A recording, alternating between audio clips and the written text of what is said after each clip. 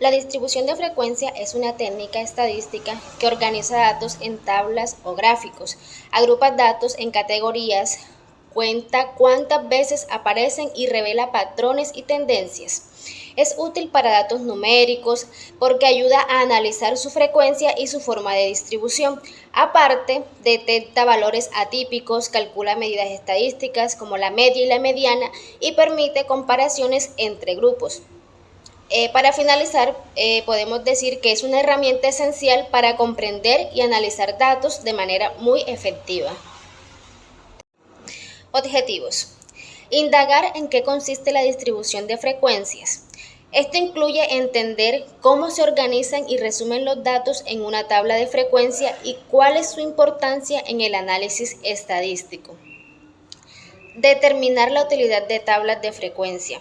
Esto implica considerar, cómo las tablas de frecuencia ayudan a resumir datos, a identificar patrones y a tomar decisiones informadas en una amplia gama de aplicaciones. Observar y resumir todos los datos de una tabla para poder tomar decisiones informadas. Cuando resumimos los datos de esta manera, se facilita la toma de decisiones informadas, ya que se pueden identificar patrones y tendencias con mayor claridad. Las tablas de frecuencia son herramientas valiosas para lograr este propósito. Establecer modelos y tendencias para obtener resultados de manera eficaz y concisa. Al identificar tendencias, se pueden obtener resultados de manera más eficaz y concisa, lo que significa que se puede comprender la información de manera más efectiva y se podrían tomar decisiones fundamentadas. Buenas tardes, mi nombre es Camila Donado y hoy les hablaré sobre la distribución de frecuencias. En una distribución de frecuencias, todos los datos obtenidos son organizados de manera ordenada dentro de una tabla de frecuencias. Dentro de esta tabla de frecuencias se organizan las variables por filas, mientras que la cantidad de cada modalidad, reflejada en números, se sitúa en columnas. La tabla de frecuencias incluye ciertos datos y son los que se van a investigar, los cuales son 1. Frecuencia absoluta. Es aquella cantidad de números repetidos en un conjunto de datos. 2. Frecuencia absoluta acumulada. Es la sumatoria de todas las frecuencias absolutas. 3. Frecuencia relativa. Son las veces que se repite un conjunto de datos y se representa por medio de porcentajes. 4. Frecuencia relativa acumulada, que es la sumatoria de todas las frecuencias acumuladas.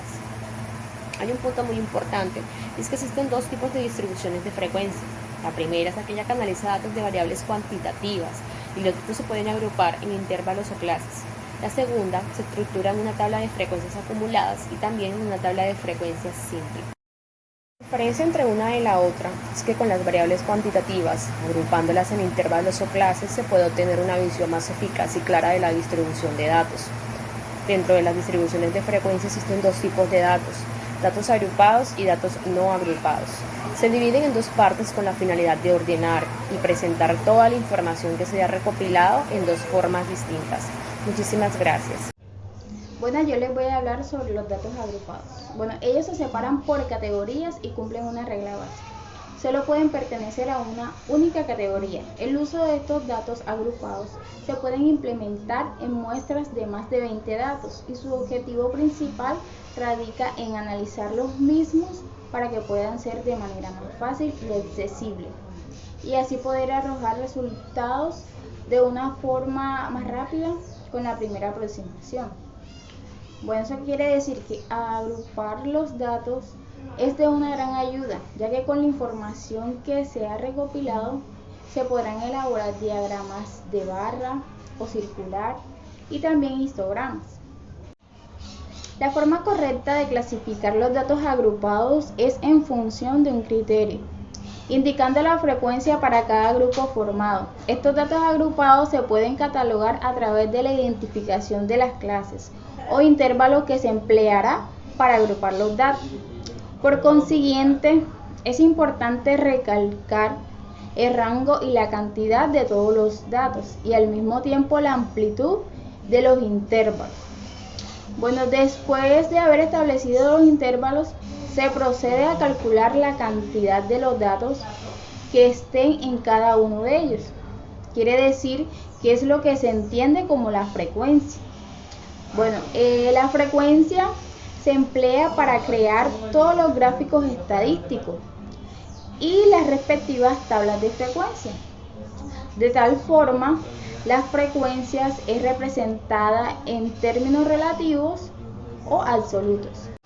Mi nombre es Doraida Ortega y les voy a hablar sobre datos no agrupados. Se pueden establecer estos datos cuando se recolectan muestras pequeñas y que de esta manera no habrá necesidad de agrupar estos datos. Para poder clasificar datos no agrupados podemos emplear medidas de tendencia central. Estas medidas son indicadores que sirven para determinar qué valor se agrupan los datos. Medida aritmética es el promedio de un conjunto de números calculándolo, sumándolo todos los valores y dividiendo el resultado entre la cantidad de valores. La mediana es el valor central de un conjunto de datos ordenados de menor a mayor. Si hay un número impar de datos, la mediana es el valor que se encuentra en el centro. Si hay un número par de datos, la mediana es el promedio de los dos valores centrales. La moda es el valor o valores que aparecen con mayor frecuencia en un conjunto de datos. En otras palabras, se puede decir que es el valor que se repite con más frecuencia en un conjunto de datos.